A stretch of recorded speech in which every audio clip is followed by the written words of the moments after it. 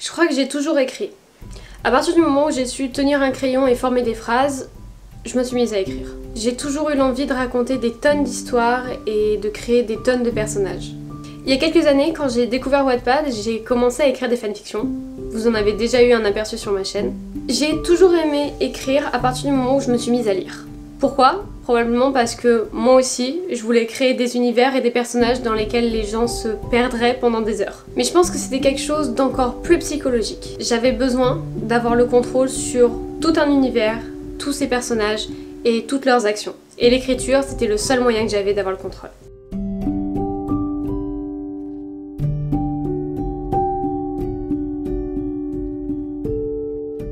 Quand j'étais plus jeune, j'avais le besoin très frustrant d'avoir le contrôle sur beaucoup de choses. Et quand je ne l'avais pas, j'avais besoin de me créer des univers au travers de jeux et d'histoires que je pouvais contrôler.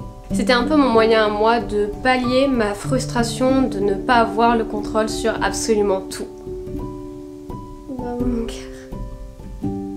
Dans mes écrits, je contrôle pratiquement tout. Le personnage, sa vie, ses connaissances, son milieu, les événements qui se produisent, ses réactions. Je sais exactement comment tel ou tel personnage va réagir à tel ou tel moment. Donc obligatoirement, ça me rassurait énormément d'avoir la main complète sur des tonnes d'événements dans une réalité que je me crée moi-même. Et je pense aussi que ça a été un moyen pour moi de combattre certaines de mes peurs, de mes traumatismes, à travers d'écrits, à travers des personnages qui, du coup, ne sont pas moi, mais qui sont dans l'univers que je leur ai créé. C'était mes personnages qui ressortaient du moule dans lequel on m'avait plongé depuis ma plus tendre enfance, et c'était eux qui combattaient toutes mes peurs et mes phobies pour moi. C'est d'ailleurs pour ça que Olympe et Madeline, c'est des personnages qui me sont très intimement liés.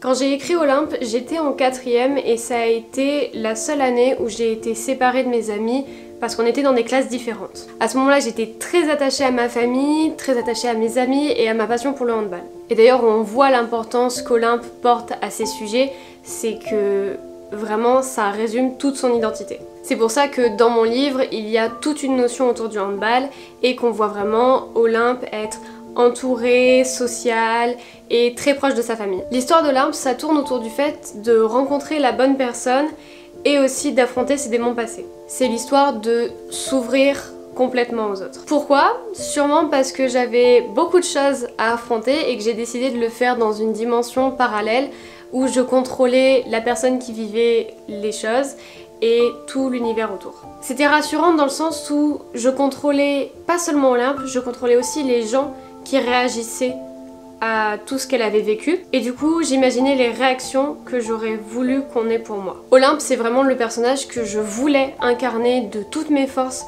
durant ma 4e et ma 3e. Je voulais avoir plein d'amis, je voulais avoir une super famille, je voulais avoir la vie de rêve, la passion de rêve, je voulais être douée au handball, je voulais être bonne en cours.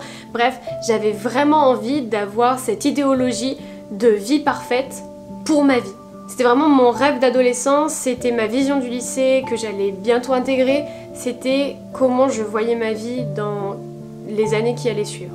Madeline, je l'ai écrit 2-3 ans plus tard, j'étais en seconde et elle est radicalement différente. Déjà, on a une énorme rupture au niveau du contexte familial et on a aussi le confort de la solitude. Être seule, ne pas être sociale, ça ne l'embête pas. Madeline, c'est la cancre solitaire, c'est celle qui en a rien à faire de ce que les autres pensent d'elle.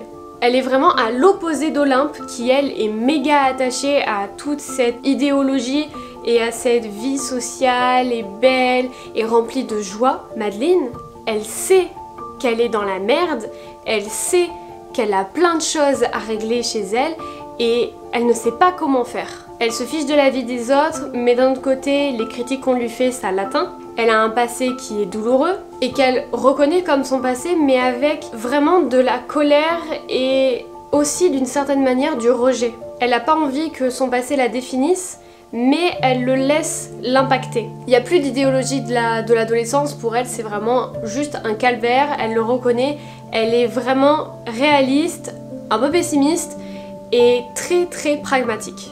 Oula, j'ai plus de batterie. Je disais donc, dans ce roman, l'intrigue principale, c'est d'élever sa voix contre les choses qui sont injustes et qui n'ont pas à rester cachées. soit parce qu'elles sont jugées tabous, soit parce qu'on n'en parle tout simplement pas parce que la société ne le permet pas.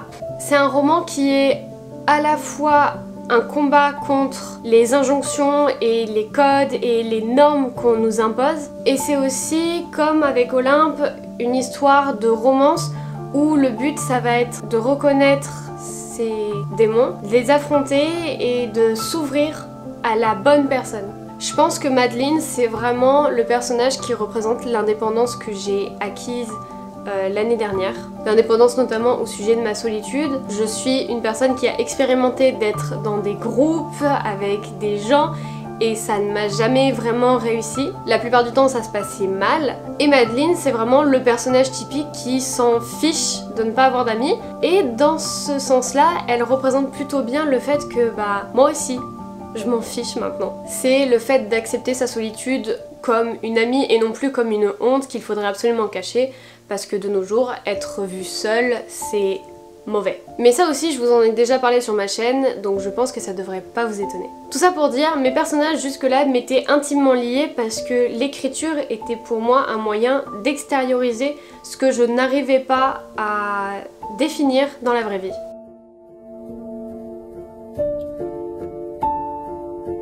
Tout ça pour dire que j'ai toujours adoré écrire, j'ai écrit 2 romans qui sont complets, qui reflètent la personne que j'étais il y a quelques années.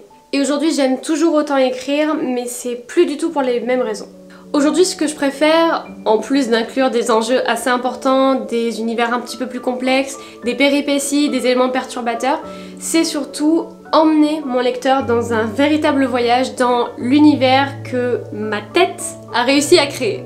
J'adore quand les gens commentent mes histoires sur Wattpad, tout simplement parce que ça me donne un sentiment très profond d'être comprise et d'avoir réussi à faire passer mon message. Je réussis à atteindre des gens avec mes récits et j'en suis super fière.